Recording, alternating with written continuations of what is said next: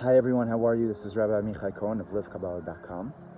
So we're approaching the incredible holiday of Shavuot, and not so much is known about this holiday. We know about the holiday of Sukkot, 7 days, we sit in the Sukkah. Pesach, of course, we eat matzah, we stay away from leavened bread, etc. Well, what is Shavuot all about?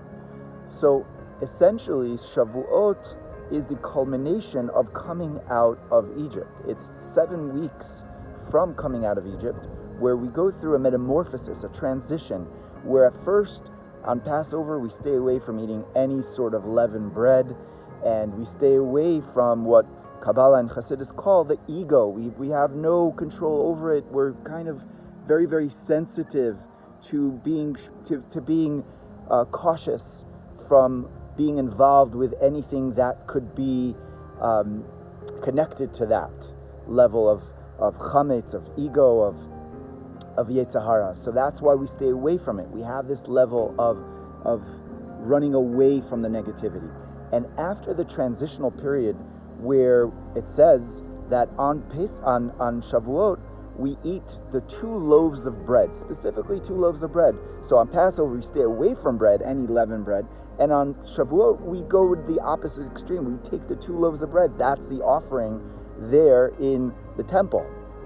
And so the idea that's brought out in Chassidus is that once we go through the level of sifting and quantifying and knowing and being what Chassidus calls mivarer, to go through the good that we have inside and also the things that we need to work on, then we approach and we face ourselves. We face that part of ourselves, which is the ego, the chametz, and which is not necessarily a negative thing. It's not negative, but we just have to know how to use it. And through this transitional period of the Sfirat HaOmer, we now heal that level, and what Chassidus calls iskafia now turns into ishapcha. We transform ourselves to be able to face and to be able to uplift the chametz, to uplift the ego, the negativity, or any parts of ourselves which we have stayed away from and we should stay away from, but then the ultimate level is now to go back to it and to transform it. And so how do we do that? Through the power of Torah. The power of Torah is this level where God wants to be known down in this lower world. He wants to be known.